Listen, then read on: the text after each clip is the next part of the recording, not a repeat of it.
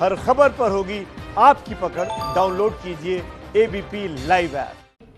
और इस वक्त बड़ी खबर आ रही है, 31 मई तक के लिए लॉकडाउन को बढ़ा दिया गया है। आपको ये जानकारी देना बहुत जरूरी है। अब ये लॉकडाउन आगे बढ़ चुका है। 31 मई तक के लिए लॉकडाउन को बढ़ा दिया गया है। लॉकडाउन अब इस पूरे महीने जारी रहेगा। लॉकडाउन में ढील दी जाएगी या नहीं दी जाएगी, इसका हम इंतजार कर रहे हैं, लेकिन कायदे से लॉकडाउन अब 31 मई तक जारी रहने वाला है। ये इस वक्त की बड़ी खबर है। देखिए, इंतजार किस चीज का हो रहा था? इंतजार इस चीज का हो रहा था कि गाइडलाइंस आएगी, अब कल क्या करना है, कल से किस तरीके से हमें अपनी जिंदगी को आगे बढ़ाना है, कौन कौन से वो रूल्स एंड रेगुलेशंस हैं जिनको हमें बिल्कुल अपने जहन में उतार लेना है। लेकिन उससे पहले ये खबर आ गई, 31 मई तक के लिए लॉकडाउन बढ़ा दिया गया है। लॉकडाउन की सबसे बड़ी खबर एबीपी न्यूज पर इस वक्त आप देख रहे हैं। 31 मई तक के लिए नीरज पांडे मेरे सहयोगी जुड़ चुके हैं। नीरज, 31 मई तक के लिए लॉकडाउन को बढ़ा दिया गया है।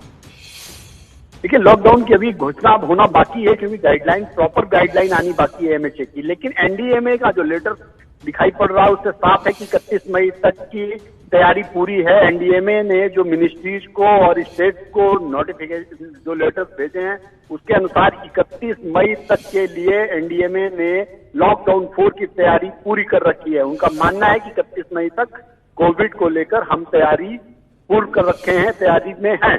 अब ये देखना होगा थोड़ी देर में जो एमएचए की गाइडलाइन आती है उसमें प्रॉपर डेट क्या होती है, क्या वो 31 तक होती है या उससे आगे बढ़ाए, क्योंकि जो नेशनल डिजास्टर मैनेजमेंट अथॉरिटी होती है वो बेसिकली ऐसे तमाम मामलों में खुद डिसीजन लेती है, खुद तैयारी करके रखती है। तो वो ये नीरज एक बात बताइए, आप कह रहे हैं कि ये जितने भी पर्चे हैं, वो जितने भी आदेश निकल रहे हैं, उसमें 31 तारीख मेंशन है, तो उससे आप अंदाजा लगा सकते हैं कि ये 17 से अब 31 मई की तरफ बढ़ गया है। अब ऐलान जो आधिकारिक तौर पर होना चाहिए वो कब होगा? वो गाइडलाइंस जो आधिकारिक तौर पर आ जानी चाहिए वो कब आएगी? क्यों इतना डिले हो रहा है? रूबिका, मैं आपको बता दूं, ये प्रॉपर गाइडलाइन तैयार हो रही है। सबसे बड़ी बात यह है कि प्रधानमंत्री नरेंद्र मोदी ने जो अपने लास्ट स्पीच में साफ तौर पर उन्होंने कहा है कि पहले लॉकडाउन से दूसरा लॉकडाउन अलग था, दूसरे लॉकडाउन से तीसरा लॉकडाउन अलग था और तीसरे लॉकडाउन से निश्चित रूप में चौथा लॉकडाउन भी अलग होगा। तो एक प्रॉपर डिटेल्ड गाइडलाइन तैयार हो रही है कि कहाँ छूट देनी है, कहाँ छूट नहीं देनी है, ग्रीन जोन में कैसी एक्टिविटी करनी है, ऑरेंज जोन में एक्टिविटी कैसी करनी है, रेड जोन में एक्टिविटी के क्या पैमाने होंगे, कंटेनमेंट जोन और डी कंटेनमेंट जोन में क्या एक्सरसाइज किया जाएगा। ये सब बहुत सारे इश्यूज है। दूसरा सबसे बड़ा इशू है कि 15 मई तक उन्होंने राज्यों से भी डिटेल ब्लूप्रिंट मांगा है कि राज्य अपना ब्लूप्रिंट दे। तो हर राज्य की अपनी विशेषता, भौगोलिक परिस्थिति है, वहाँ की अपनी जरूरतें हैं, तो हर राज्य ने अपनी अपनी जरूरत के अनुसार अपनी मांग और ये जानकारी तो लगातार नीरज आ ही रही थी। आपके भी विश्वसनीय सूत्र आपको बता ही रहे थे कि थोड़ी देरी हो जाएगी गाइडलाइंस आने में।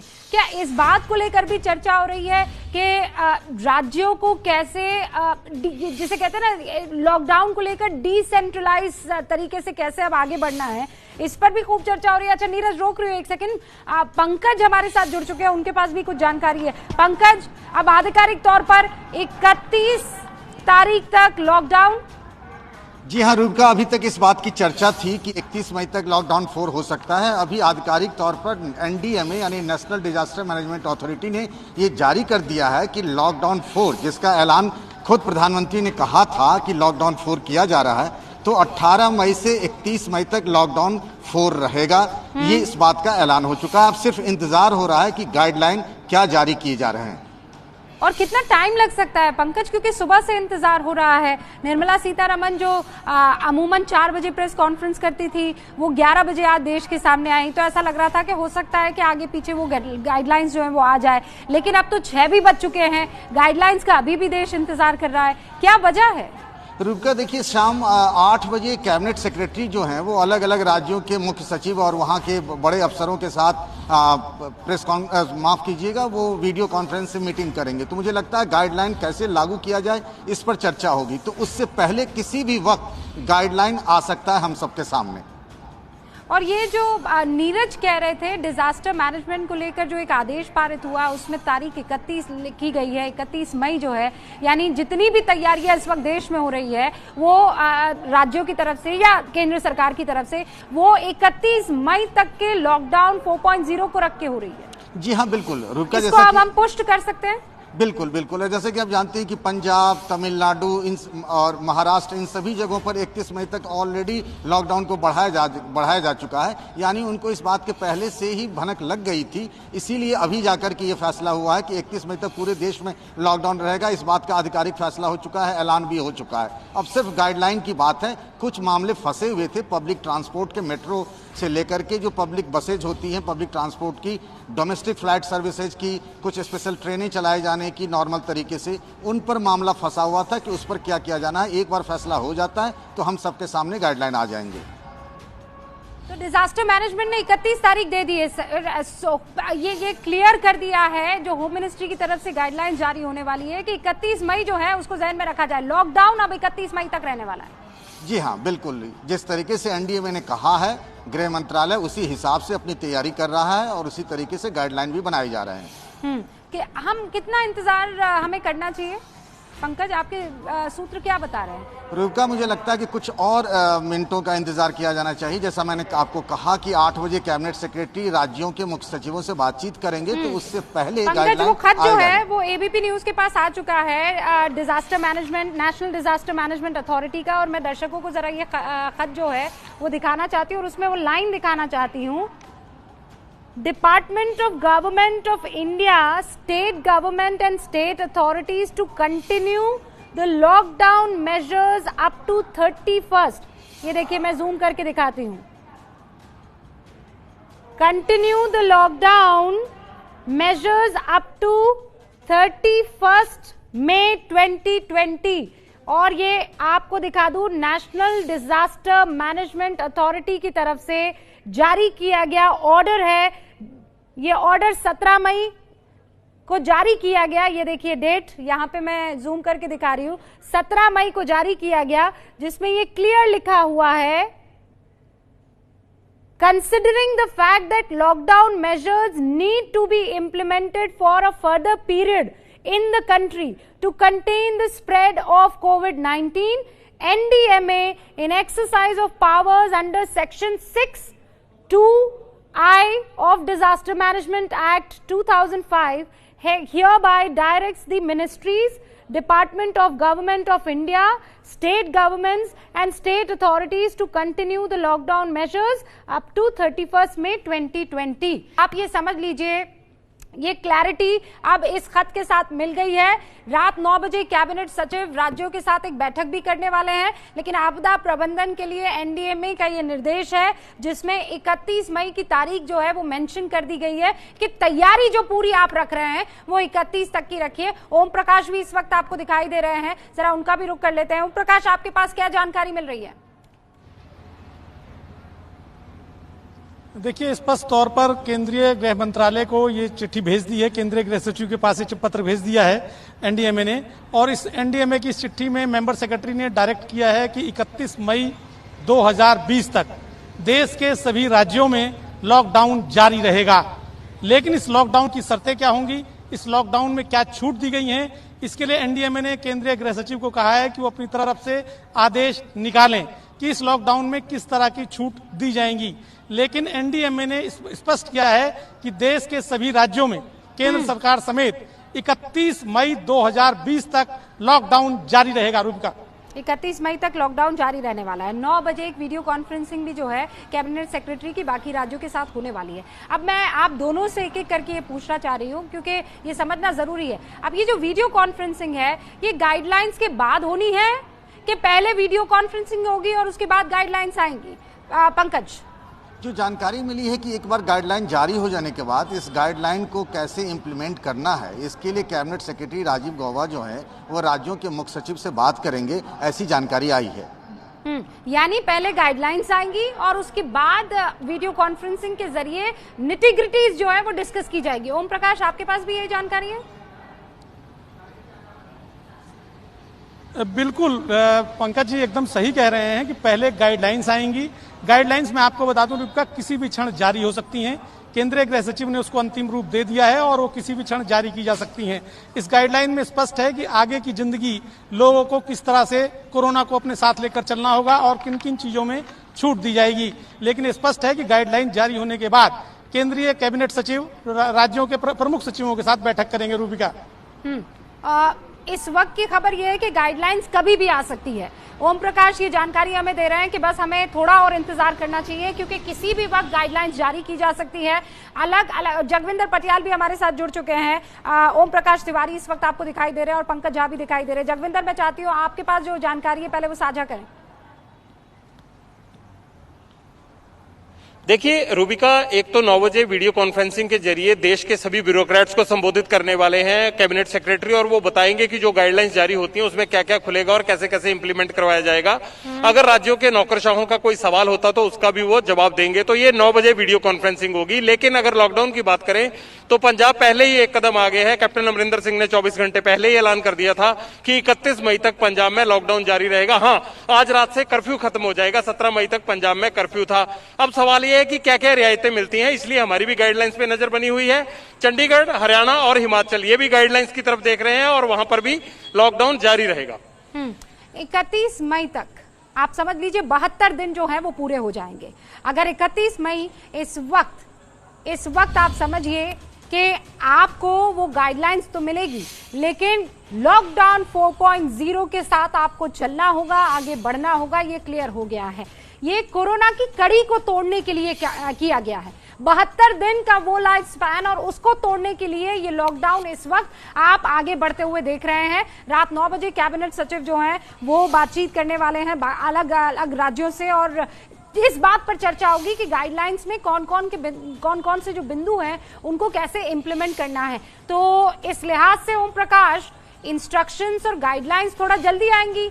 जल्दी से मेरा मतलब है अभी कुछ देर में आ जानी चाहिए, क्योंकि उसको तो पहले रीड करना पड़ेगा ना, और रीड करने के बाद ही तो फिर किसी तरह का कोई कंफ्यूजन अगर नौकरशाहों को हुआ तो वो कैबिनेट सेक्रेटरी से पूछ पाएंगे।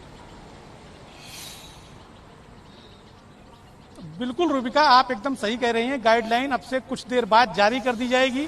इस गाइडलाइन को केंद्रीय गृह सचिव राजीव गाबा अंतिम रूप देने का काम कर रहे हैं, लेकिन चूंकि इस गाइडलाइन के जरिए राज्यों के जरिए काफी हद तक छूट दिए जाने का प्रावधान है, खासकर जो जैसे सीमित ट्रांसपोर्ट का मामला है, तो ट्रांसपोर्ट में अगर मेट्रो रेल या बस चलती है तो उसमें भीड़ को किस तरह से कम करने की कवायद की जाएगी, उसके लिए क्या प्लानिंग्स हैं, ये तमाम चीजें हैं जिनको अब अंतिम रूप दिया जा रहा है। और इसके लिए केंद्रीय गृह सचिव चाहते हैं कि एक बार आदेश जारी होने के पहले तमाम बातों पर एक बार गौर कर लिया जाए, क्योंकि इस बार केंद्र सरकार नहीं चाहती कि आदेश जारी होने के बाद किसी तरह का कोई क्लैरिफिकेशन निकाला जाए, जैसा कि पहले के लॉकडाउन 3 तक होता रहा है। लिहाजा केंद्रीय गृह सचिव अपनी अध्यक्षता में इस गाइडलाइन को अंतिम रूप दे रहे हैं और अब से थोड़ी देर बाद गाइडलाइन जारी होने की संभावना है। रूबिका, ओके, तो पंकज, अब इस चीज को ऐसे समझना चाहिए कि बार बार आपको आपके जहन में ये बात डाली जा रही थी और ये समझाने की कोशिश की जा रही थी कि अब आप हिंदुस्तान में अलग अलग जोन में बटे हुए हैं और उस जोन को कैसे काम करना है वो आपको आगे थोड़े थोड़े टाइम में जो गाइडलाइंस आएंगी उसके जरिए दिया जाएगा। अब ये जो लॉकडाउन 4.0 है और इसकी जो गाइडलाइंस है, हमें ये समझ लेना चाहिए कि आपको घर से बाहर तो लाएगी, ढिलाई तो देगी, लेकिन इस बात के साथ कि देखिए you have to be very very careful. Rubika, दो चीजें तो साफ हैं कि एक तो कोरोना के साथ हमें जीना है और दूसरी बात लॉकडाउन की वजह से जो अर्थव्यवस्था चौपट हो गई थी, बिल्कुल काम धंधे बंद हो गए थे, वो भी एक बड़ा खतरा है। उसको धीरे धीरे कैसे शुरू करें, राज्य सरकारों के पास में कुछ संसाधन आए, इसको देखते हुए दोनों के बीच का फार्मूला निकालने की बात हो रही है। लोग बाहर निकलें, लेकिन बाहर वो किस तरीके से निकलें, क्या करें, कहां तक जाएं, ये सारी चीजें उसमें तय होंगी गाइडलाइन में और सब कुछ क्लियर रहेगा कि हमें आगे कैसे चलना है लॉकडाउन 4 में।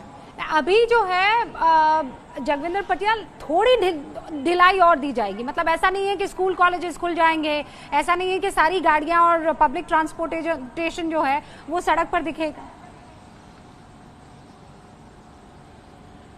नहीं, मुझे लगता है ऐसा नहीं है रूबिका। जो हमारा स्लोगन है ना कि कोरोना के साथ जीना है, ये बताने की कोशिश की जाएगी कि अब कोरोना भी रहेगा और हमें जीना भी है, तो इसलिए काम धंधे पर भी लौटना है। कुल मिलाकर आर्थिक गतिविधियों को चालू करना, आवाजाही और दफ्तरों को चालू करना, ज्यादा पूरी स्ट्रेंथ के साथ ना सही, 33% के साथ ही सही, ये सब मकसद रहेगा। लेकिन जो इकोनॉमी है वो सभी राज्यों की सबसे बड़ी चिंता बनी हुई है और पंजाब की तो हालत खराब है।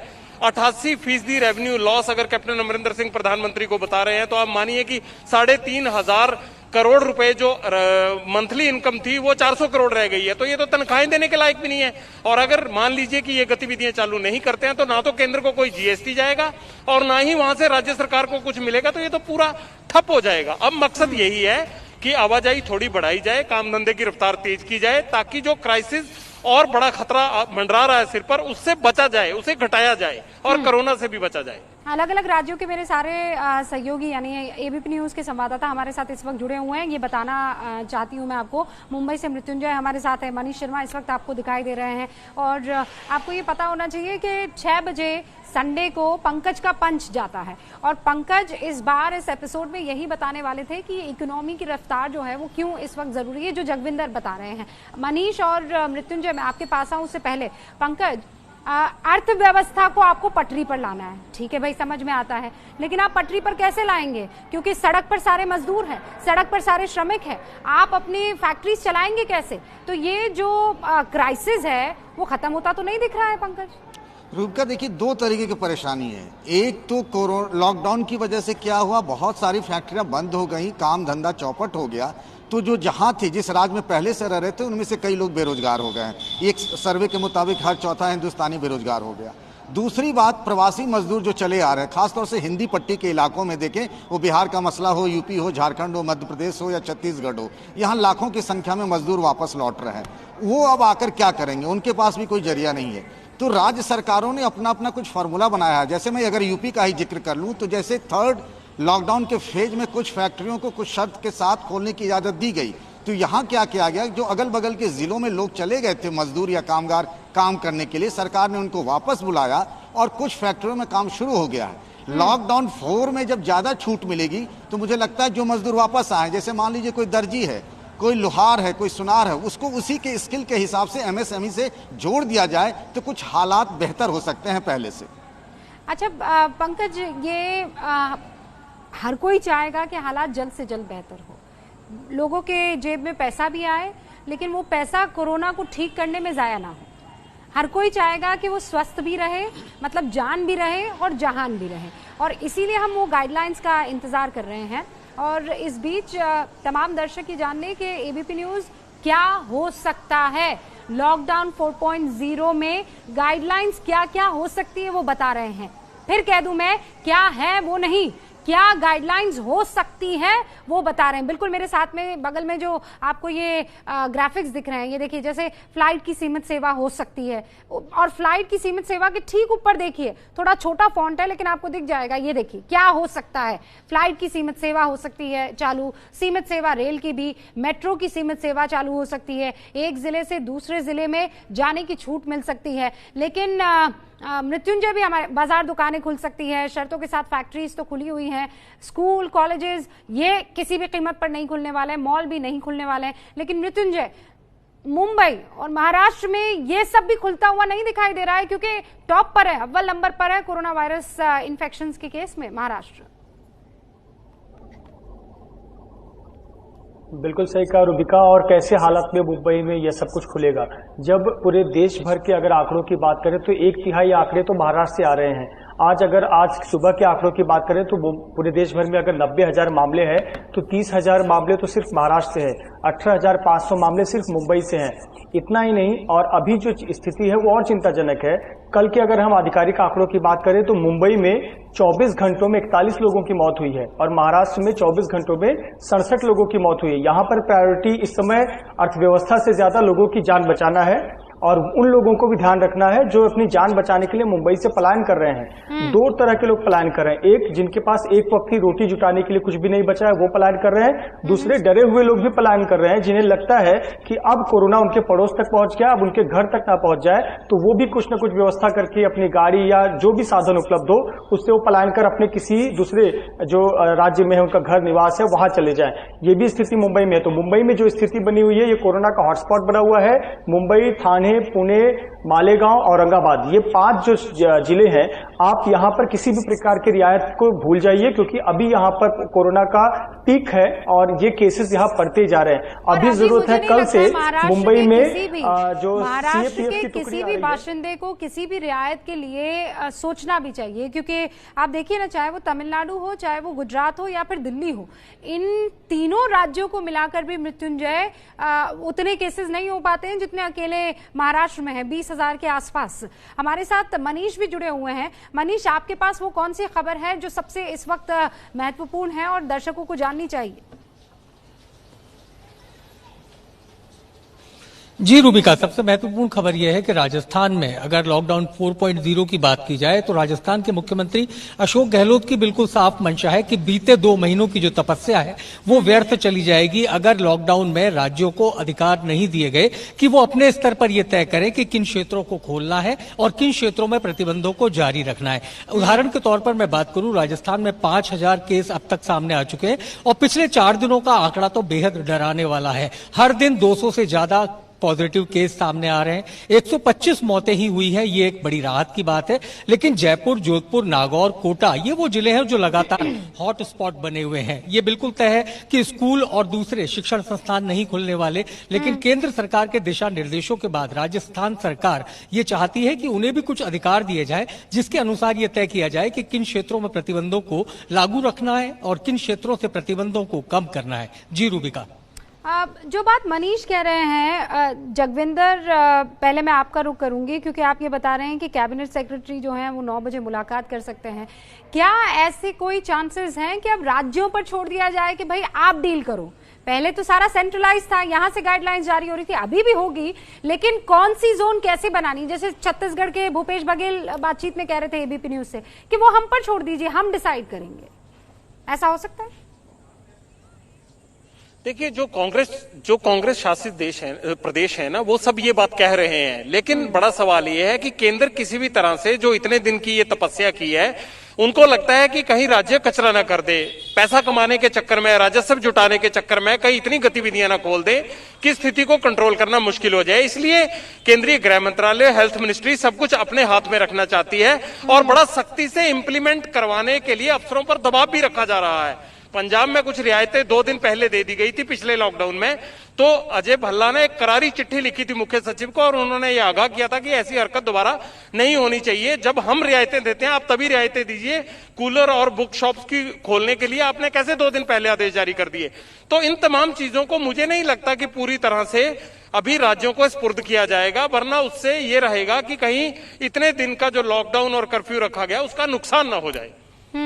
पंकज भाई, राज्य ये कह रहे हैं कि हमें दे दीजिए, और खासकर जैसा जगविंदर कह रहे हैं कि कांग्रेस के जो राज्य हैं वो ये बात कह रहे हैं। राज्य ये भी कह रहे हैं कि भाई हम कहां से पैसा लेकर आए?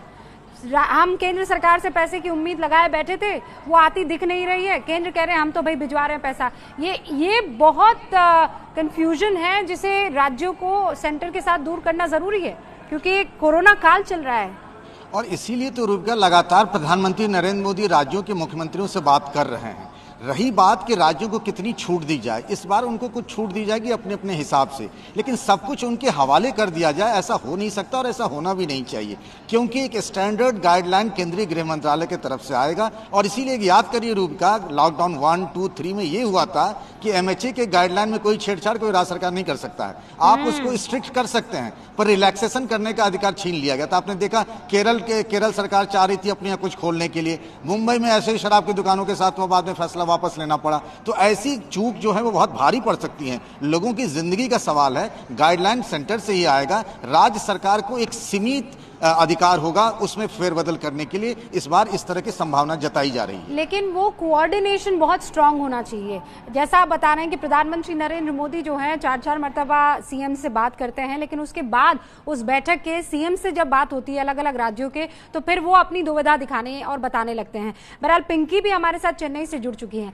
अब ये सारे हमारे संवाददाता इसलिए एबीपी न्यूज की स्क्रीन पर आपको दिखाई दे रहे हैं क्योंकि अब राज्यों की रूपरेखा क्या हो सकती है, वो जो नया तरह का लॉकडाउन वर्जन 4.0 जिसे हम कह रहे हैं, उसका जिक्र प्रधानमंत्री खुद कर चुके हैं। सुनिए आप। लॉकडाउन का चौथा चरण लॉकडाउन 4 पूरी तरह नए रंग रूप वाला होगा, नए नियमों वाला होगा। राज्यों से हमें जो सुझाव मिल रहे हैं उनके आधार पर लॉकडाउन 4 इससे जुड़ी जानकारी भी आपको 18 मई से पहले दी जाएगी।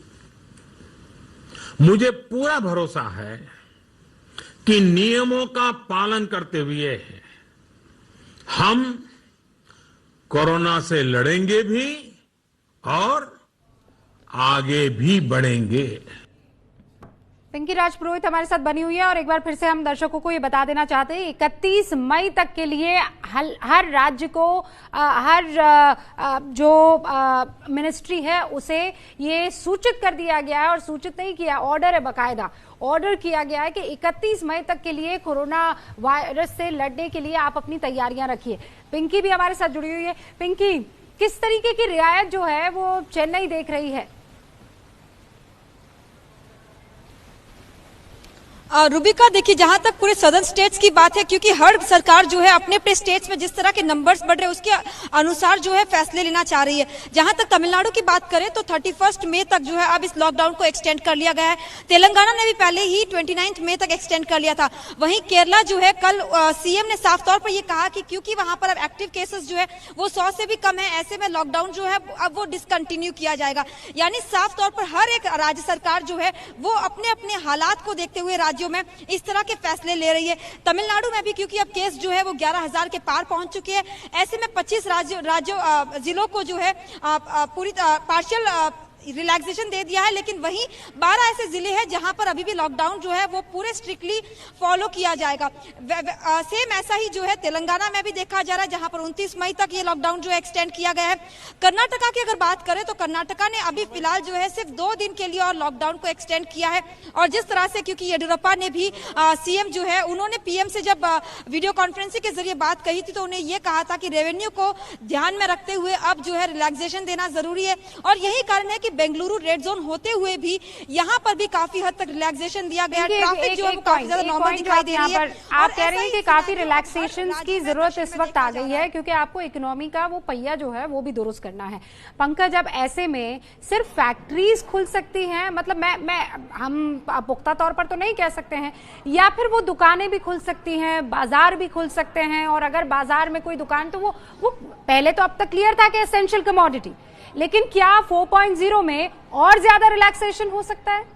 जी हाँ, ये तय है। और रूबिका, देखिए, जैसे पिछली बार लॉकडाउन 3 में कुछ छूटें दी गई थी तो स्टैंड अलोन दुकानों को किया गया था। और आपको बताऊं, बिजली के पंखे की दुकान खोलने की इजाज़त दे दी गई थी, मोबाइल रिचार्ज करने वाली दुकान खोलने की इजाज़त दी गई थी। इस बार कुछ रियायतें दी जाएंगी, बाजार खुल सकते हैं, लेकिन जो हम बार बार कह रहे हैं कि मॉल नहीं खुलेंगे, एजुकेशनल इंस्टीट्यूट्स नहीं खुलेंगे, क्योंकि फैक्ट्री तो चल रही थी। तीसरे वाले लॉकडाउन में भी देखिए कुछ फैक्ट्रियां कुछ शर्तों के साथ ऑलरेडी काम कर रही हैं। इस बार उसका दायरा बढ़ाने की बात है। दोनों चीज़ों के बीच में समन्वय बनाना है कि सोशल डिस्टेंसिंग, कोरोना का खतरा भी है, इकोनॉमिक एक्टिविटी को बढ़ाना है। ये हम सबको इन दोनों के बीच का फॉर्मूला निकालना है।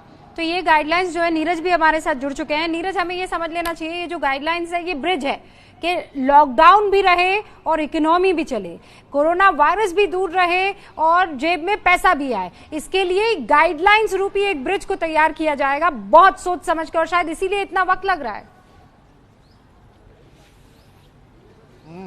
देखिए, कई राज्यों ने तो इसको शुरू भी कर दिया है। रुबिका, मैं आपको बता दूं, एक उदाहरण देता हूं राजस्थान का। राजस्थान की सरकार ने ढाबे खोल दिए, रेस्टोरेंट खोल दिए, मिठाई की दुकान खोल दी, परचून की दुकान तो पहले ही खुली थी, कॉमन जो दुकानें थी वो भी खोल दी। लेकिन उन्होंने एक क्लॉज दे दिया कि सोशल डिस्टेंसिंग के तहत वो करना है। होटल्स और ढाबे में जाना है तो वहाँ पे आप बैठ के खाना नहीं खा सकते, बल्कि पिक उठा के लेके चले जाना है, यानी कि ऑर्डर फ़ोन पे दे देना है और वहाँ से लेना है और चले जाना है घर।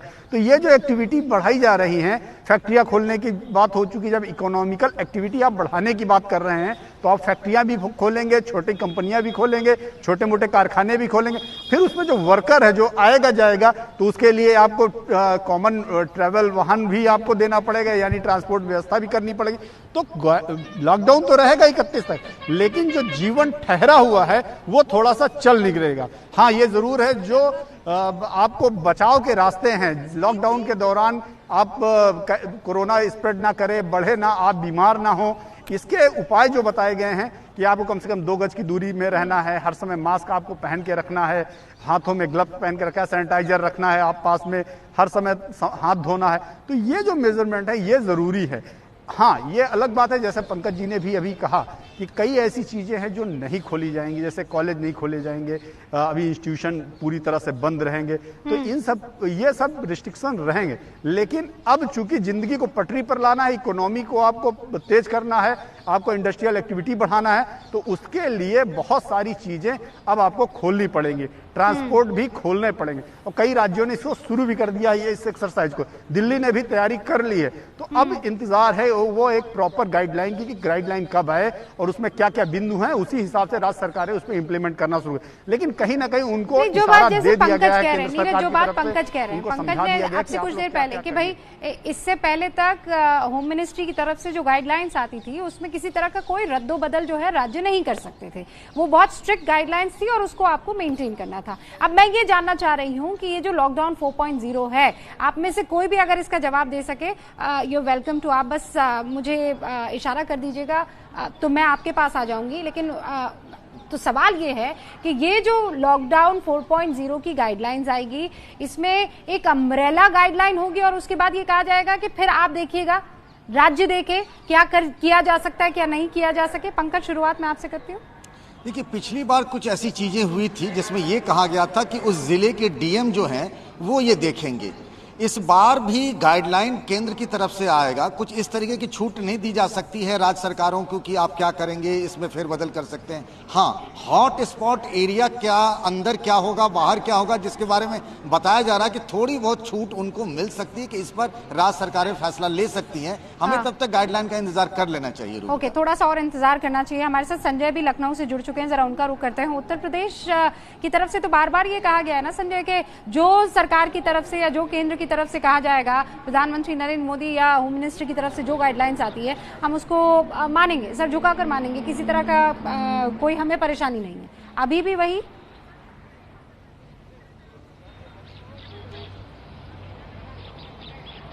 बिल्कुल रूपका, ऐसा तो कहा गया है पहले भी, लेकिन इस बार जो डिमांड थी उत्तर प्रदेश की ओर से, वो सबसे पहली ये डिमांड थी कि लॉकडाउन को 31 मई तक बढ़ाया जाए, क्योंकि प्रवासी मजदूर जो लगातार पलायन कर रहे हैं उत्तर प्रदेश में, वो लाखों की संख्या में यहाँ पर आ रहे हैं और उनमें से एक बड़ी संख्या ऐसी है जिनके टेस्ट किए जाने के बाद में कोरोना संक्रमण के मामले भी सामने आ रहे हैं। तो ऐसे में राज्य ये चाहता था कि 14 दिन का वक्त और मिल जाएगा, तो ये जो हमारे सामने प्रवासी मजदूर आ रहे हैं, इनकी जांच पड़ताल, इनको क्वारंटीन करने का जो व्यवस्था है वो की जा सकेगी। इसके अलावा जैसा आप पूछ रही थी, तो मैं एक बात कहना चाहूंगा कि एक डिमांड की गई थी कि जैसे होम मिनिस्ट्री अपनी ओर से डिसाइड करता है कि भाई पूरे देश में ऑरेंज, रेड और ग्रीन जोन कहां पर होंगे, उत्तर प्रदेश सरकार की ओर से डिमांड की गई थी कि इस बार ये फैसला हमको करने दिया जाए, क्योंकि यहाँ की जो परिस्थितियां हैं उनको हम बेहतर तरीके से समझते हैं। तो ऐसे में हम अगर डिसाइड करेंगे कि कौन सा जोन रेड जोन रहेगा, कौन सा जोन ऑरेंज रहेगा और कौन सा ग्रीन रहेगा, तो ये बेहतर होगा।